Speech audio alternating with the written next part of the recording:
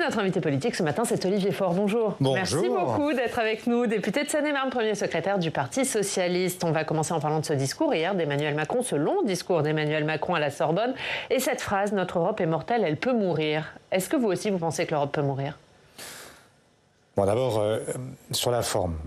Je trouvais curieux que le chef de l'État, à ce moment-là de la séquence, prenne la parole, mobilise les chaînes de télévision, le fasse comme s'il était la tête de liste de sa propre liste, mais sans être décompté. Il y a là déjà un premier sujet, qui est un sujet d'inéquité entre les candidatures, et on voit bien que le chef de l'État est devenu le directeur de campagne, pour ne pas dire qu'il est devenu le candidat lui-même à cette élection européenne, ce qui pose une vraie difficulté. Vous allez demander à ce que le temps de parole soit décompté? Et moi, je souhaite que le temps de parole du chef de l'État soit décompté et que les autres listes puissent bénéficier du même traitement. Ce serait là quand même le minimum, parce que hier, il n'a rien dit qui n'est déjà dit et qui fasse en réalité bouger l'Europe.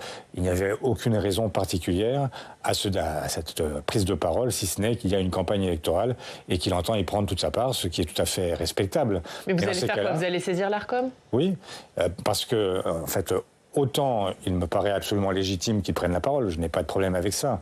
Mais il faut, après, dans ces cas-là, traiter les candidatures avec équité et donc faire en sorte que chacun puisse disposer d'un même temps de parole, d'une même exposition et pouvoir faire en sorte que cette campagne se déroule dans des conditions qui sont celles du libre choix pour les Françaises et les Français, projet contre projet. Mais comment vous allez rééquilibrer? Par exemple, qu'est-ce que vous demandez pour Raphaël Glucksmann?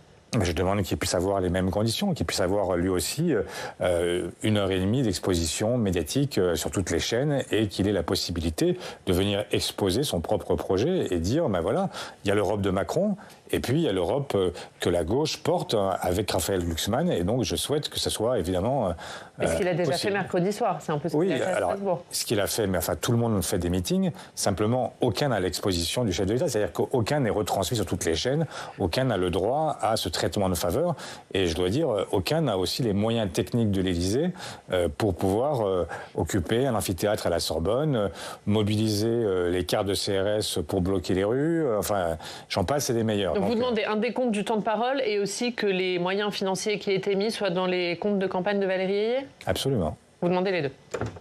Alors je reviens sur le fond. Ouais, sur le fond du discours. Est-ce que vous dites vous aussi que l'Europe est mortelle et qu'elle peut mourir? Écoutez, je ne sais pas s'il faut parler de mortel parce que je n'aime pas qu'on joue avec les peurs et je préférerais qu'on mobilise les gens avec l'enthousiasme nécessaire pour reconquérir les cœurs sur la question européenne. Parce que il a joué avec les peurs en disant ça? C'est pas la réalité, c'est jouer avec les peurs des gens? Ce qui est certain, c'est qu'il n'y a pas une marche irréversible vers plus d'Europe. Le Brexit l'a montré, il n'y a pas, tout est réversible. Et malheureusement, ce que nous avons réussi à construire pendant plus de 75 ans avec l'Union européenne, qui est une construction inédite dans le monde, imaginons quand même les choses, enfin rappelons-nous les choses, c'est-à-dire que c'est le seul endroit au monde où vous avez des pays qui se sont fait la guerre, qui ont même été jusqu'à provoquer 2 guerres mondiales, qui ont réussi à se rassembler et à faire en sorte d'unir leur destin. C'est effectivement inédit et c'est absolument exceptionnel dans l'histoire du monde. Donc c'est effectivement à préserver, mais la réalité, c'est que malheureusement, évidemment, tout ça est irréversible. Donc il est possible que l'Europe se défasse, et notamment sous le poids des nationalistes, de ces extrêmes droites qui, partout en Europe, cherchent à reconquérir du terrain et cherchent à détricoter ce qui a été patiemment construit pendant cette... Donc là-dessus, vous êtes d'accord avec lui? Quand il dit que nos valeurs démocratiques aujourd'hui sont en danger, là-dessus, vous êtes d'accord? Oui, il y a effectivement un constat que l'on peut faire tous, qui est de voir se développer une offre illibérale avec des partis politiques qui sont les premiers à restreindre les droits des femmes, les droits des minorités, à revenir sur l'accueil des migrants, qui sont à mener des politiques qui sont des politiques ultra-conservatrices et ultra-libérales.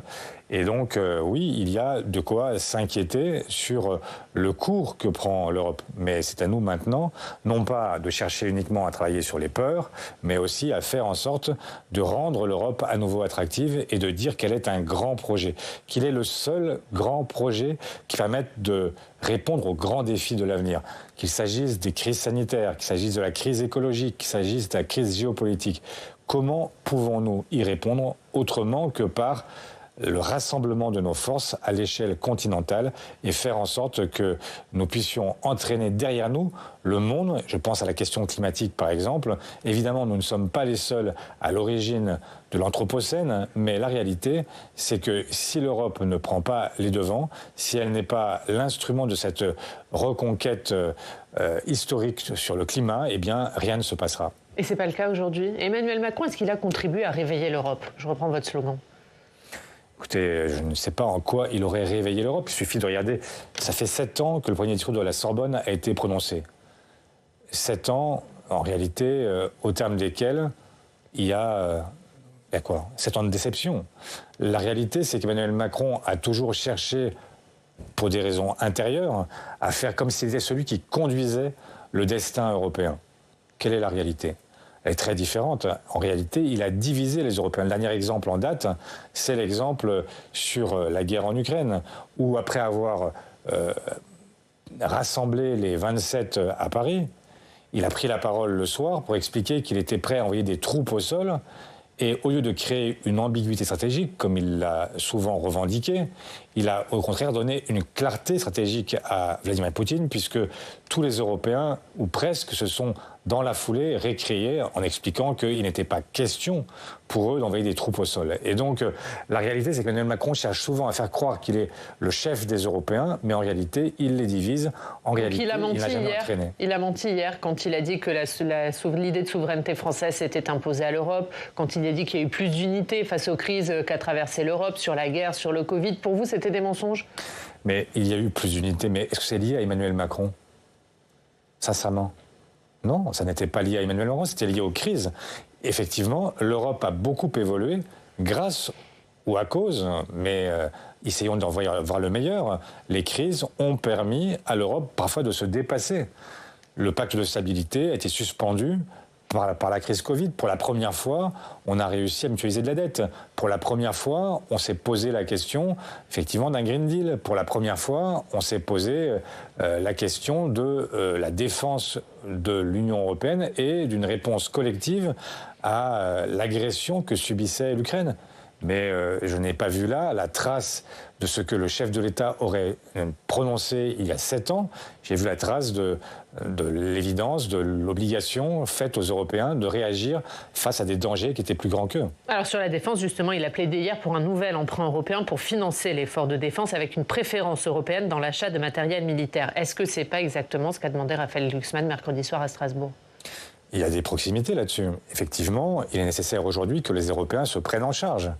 Est-ce que nous pouvons encore très longtemps dépendre exclusivement du parapluie américain? Alors même qu'on sait qu'en novembre, il y a une élection américaine qui pourrait conduire au retour de Donald Trump. Auquel cas, nous serions à nouveau seuls face à notre destin. Et donc ça suppose effectivement que les Européens se prennent pour des adultes et qu'ils arrêtent de tenir la main du grand frère américain et qu'ils considèrent que désormais ils doivent, pour des raisons qui sont des raisons liées donc à l'abandon que pourrait provoquer l'arrivée de Trump, mais aussi tout simplement parce que nous avons besoin d'une autonomie stratégique, ne pas dépendre politiquement des États-Unis. Donc là-dessus, vous êtes complètement d'accord avec lui sur ce point? Sur l'objectif d'une Europe qui soit une Europe qui se prenne en charge par elle-même, oui, là nous sommes effectivement en accord sur l'objectif stratégique qui devrait d'ailleurs être partagé par toutes et tous. J'entends des gens qui disent qu'il ne faut pas s'aligner sur les Américains, d'autres qu'il ne faut pas s'aligner sur les Russes. Tout ça est vrai, mais si on veut s'aligner sur personne et si on veut dépendre de procéder uniquement de nous-mêmes, cela suppose effectivement que nous en ayons les moyens. Sur la question de l'immigration, il a dit hier, il n'y a pas de souveraineté s'il n'y a pas de frontières. Il a raison? Il y a des frontières. La question n'est pas celle-là. La question, c'est il dit qu'il faut renforcer nos frontières extérieures. Je ne vois pas de sujet au fait d'avoir des frontières, mais je vois un sujet au fait de laisser mourir les gens en mer. Je vois un sujet au fait de traiter de manière indigne les gens qui sont tenus en centre de rétention, y compris les enfants. Je vois un sujet au fait qu'aujourd'hui, on n'ait pas remis en cause les accords de Dublin, qui, malheureusement, font peser l'essentiel de la charge sur les pays de premier accueil. Ça, effectivement, c'est des sujets qui n'ont pas été traités par le fameux pacte asile-immigration. Et donc, pour l'instant, on en est encore... Qui impose quand même avec plus de solidarité européenne. Moyennant en finance, vous pouvez y échapper. Mais qui n'a pas traité la question aussi de la sous-traitance extérieure de nos frontières aux gardes-côtes libyens, par exemple, alors même qu'on sait que ces gardes-côtes sont des esclavagistes, sont des violeurs, sont des gens qui... tout ça a été documenté, que le traitement est proprement inhumain de ces gens qui sont payés par nous pour garder nos frontières. Effectivement, là, il y a des sujets. Et l'humanité, c'est un devoir, ça n'est pas simplement une option. Mercredi, au Parlement européen, c'était la dernière session. Cette semaine, François-Xavier Bellamy a interpellé Raphaël Glucksmann sur la position du Parti socialiste sur Israël. Il vous reproche un communiqué publié par le PS demandant à la France de suspendre par embargo toute livraison d'armes et de munitions à Israël. Est-ce qu'après l'attaque de l'Iran, vous regrettez ce communiqué ? Absolument pas. Vous demandez encore la même chose aujourd'hui ? Mais moi, je demande qu'il n'y ait aucune arme qui puisse servir aujourd'hui au massacre, à la tragédie que vit Gaza.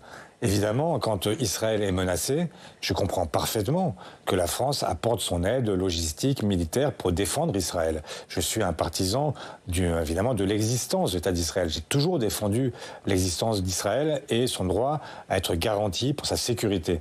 Mais ça ne justifie pas... est-ce qu'un embargo sur les armes et les munitions, c'est pas priver Israël du droit de se défendre face aux attaques dont elle est victime ces derniers jours ? Je ne crois pas aujourd'hui que les armes... D'ailleurs, le gouvernement français nous a expliqué que c'était des armes uniquement défensives et nous a expliqué qu'il s'agissait en fait de pièces détachées pour des armes de poing. Et donc, je ne crois pas qu'on attaque les missiles iraniens avec un fusil Uzi. Donc, la réalité, c'est que cette histoire est une polémique qui a été lancée par la droite et l'extrême droite, mais qui n'a aucun sens. Moi, ce que je dis est simple. C'est que si nous défendons le droit international à Odessa, on doit le défendre aussi à Gaza. C'est aussi simple que cela. Et que nous ne pouvons pas accepter qu'un gouvernement d'extrême droite, celui de Netanyahou, continue à frapper indistinctement les civils et les femmes, les enfants, comme les combattants, comme les journalistes, comme les humanitaires, et affamer, assoiffer une population qui en est quand même à 35 000 morts, le double de blessés. Mais imaginez ce que cela produit. Est-ce que cela produit de la sécurité pour Israël ? Non. Vous avez là des enfants qui sont désormais orphelins, qui sont estropiés, qui sont des enfants qui n'auront qu'une envie dans l'existence, c'est se venger de ce qu'ils ont subi. Est-ce qu'on va accepter encore un siècle pendant lequel Israéliens et Palestiniens devront vivre face à face alors qu'ils pourraient vivre côte à côte ? Je défends depuis toujours une solution à deux États parce qu'elle est la seule qui garantit à la fois la dignité pour les Palestiniens et la sécurité pour Israël. Et donc c'est la seule solution. Et l'Europe, puisqu'on parle d'Europe, elle doit peser de tout son poids, faire en sorte d'être un élément qui oblige. Et comme Pedro Sanchez, je plaide aujourd'hui pour la suspension de l'accord entre Israël et l'Union européenne pour que nous puissions peser de toutes nos forces, faire en sorte que l'Europe ne soit pas simplement, là encore, alignée sur les États-Unis et fasse ses propres choix et qu'elle puisse conduire à une solution qui aboutisse à la paix, à une paix durable et au refus de la colonisation. Et vous voyez ce qui se passe aujourd'hui, ce qui se passe est affreux et donc on ne peut pas accepter ni tolérer.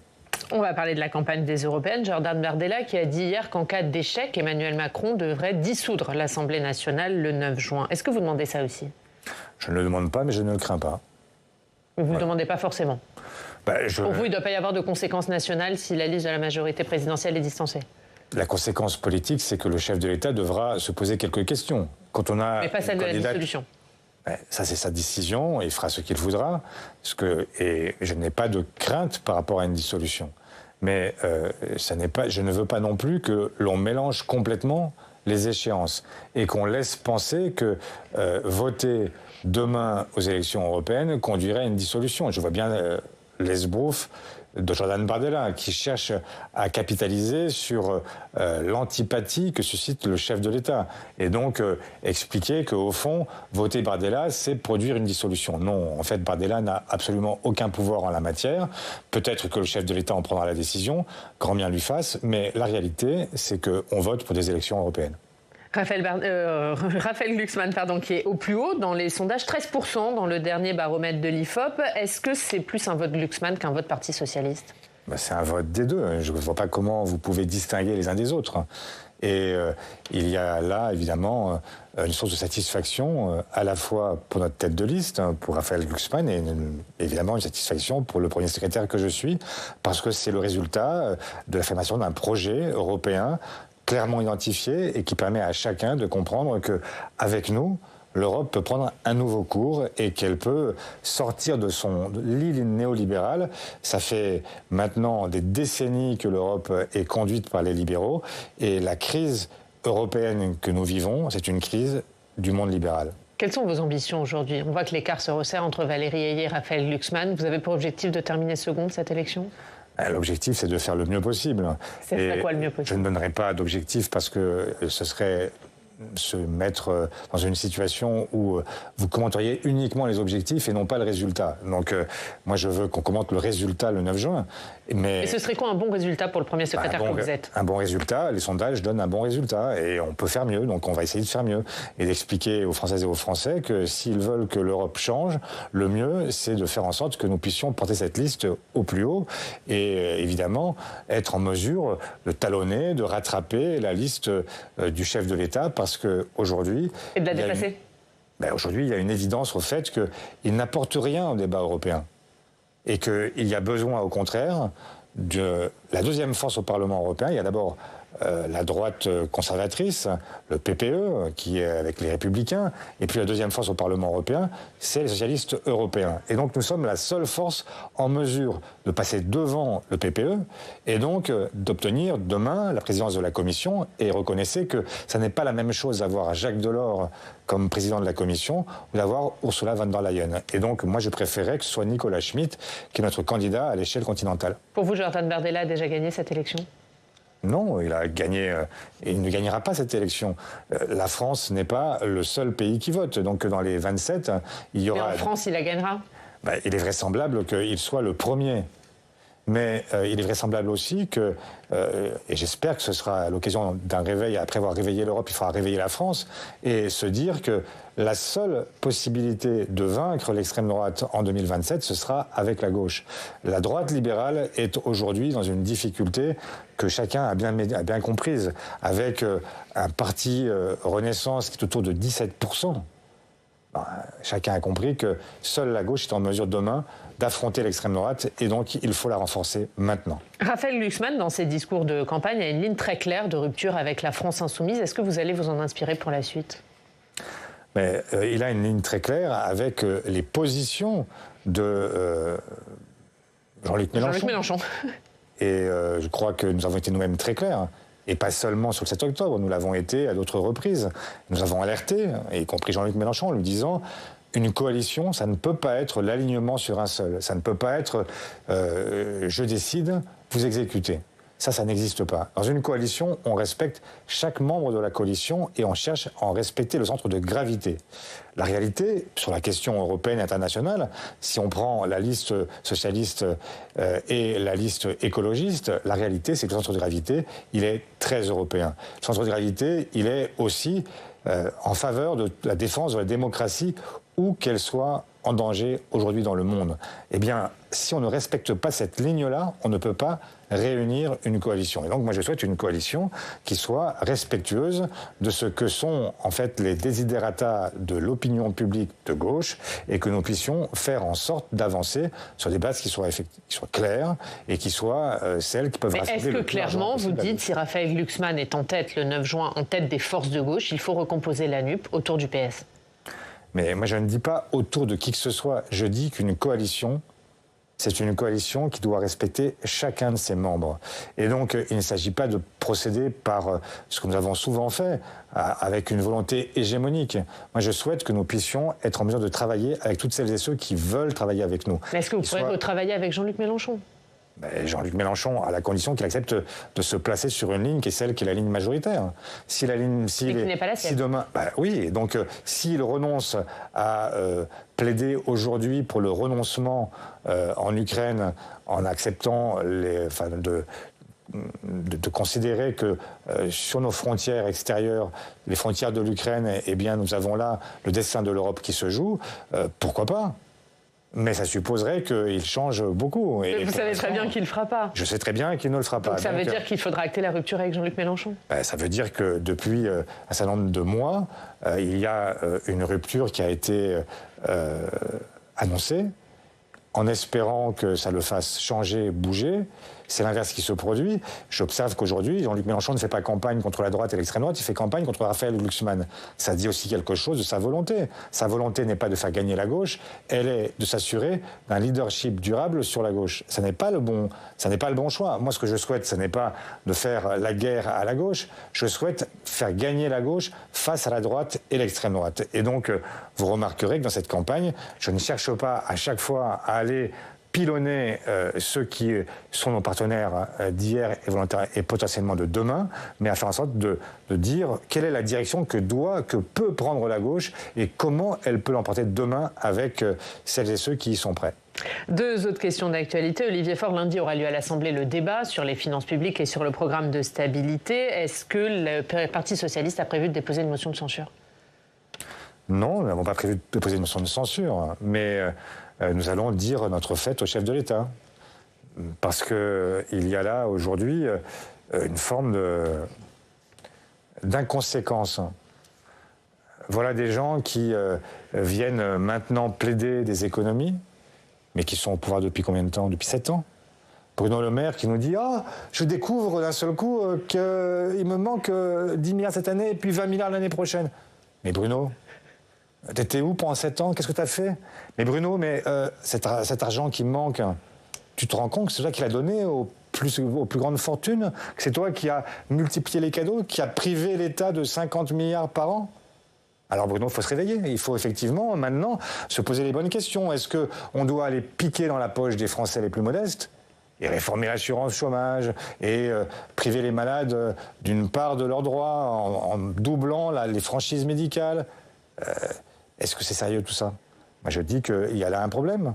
Le problème, c'est qu'on a privé l'État français de 50 milliards par an, et puis par ailleurs, on a aussi été dans une situation où nous aurions pu aller chercher l'argent des super profits, de ces gens qui ont profité de la crise sanitaire pour faire de l'argent.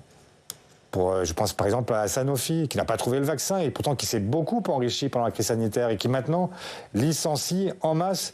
Mardi prochain, il y aura un rassemblement devant Sanofi parce qu'ils sont en train de licencier toutes les équipes de recherche et développement. Alors même qu'ils touchent le crédit impôt recherche. Il y a quelque chose qui ne va pas. Donc il est temps, effectivement, qu'on prenne nos responsabilités et que Bruno les prenne aussi et que Bruno se dise oui, peut-être que là j'ai un peu déconné, donc je vais... Mais ça veut dire quoi, prendre ses responsabilités? Démissionner? Il peut démissionner s'il veut, mais surtout... Mais vous ne demandez pas forcément sa démission? Les démissions ne servent pas à grand-chose si c'est pour remplacer Bruno par Bruno bis.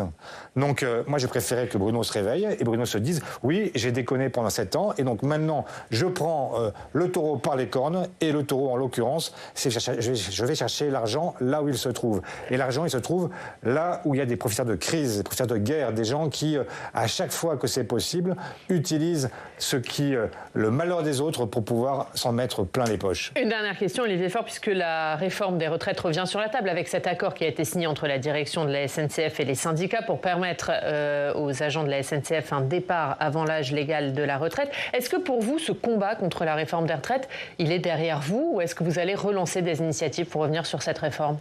Mais il n'est pas derrière nous. En fait, voilà pourquoi on aurait plaidé pendant plusieurs mois, pendant un trimestre complet contre cette réforme et que maintenant on considérerait que tout ça est derrière nous, que c'est passé et que tout ça va très bien. Mais comment alors? Comment vous allez lutter contre cette réforme? Là, il y a un accord qui est passé entre la direction de la SNCF et le monde syndical, je m'en félicite, mais je souhaiterais que ça ne se limite pas à la SNCF, je souhaiterais qu'on puisse effectivement revenir à cette réforme, faire en sorte que... Mais donc pas avant 2027, parce que là, ça fait 1 an qu'elle a été promulguée, vous avez des moyens d'agir. Désormais. Oui et non. En fait, vous savez très bien que malheureusement, nous avons cherché à déposer un référendum d'initiative partagée, qu'il a été retoqué par le Conseil constitutionnel, qui considère que sur cette question-là, on ne peut pas déposer. Donc, on est un peu démunis. Alors, on essaye de le faire par le biais de propositions de loi, mais là, il y a l'article 40 qui s'oppose à nous. Donc, nous sommes effectivement dans une situation où nous devons dire aux Françaises et aux Français, si vous souhaitez vraiment que cette réforme soit abrogée, la meilleure façon de le faire, c'est de voter pour la gauche en 2027. Merci Olivier Faure. Merci beaucoup d'avoir été notre invité ce matin. On revient sur le discours du chef de l'État tout de suite dans le Club des Territoires.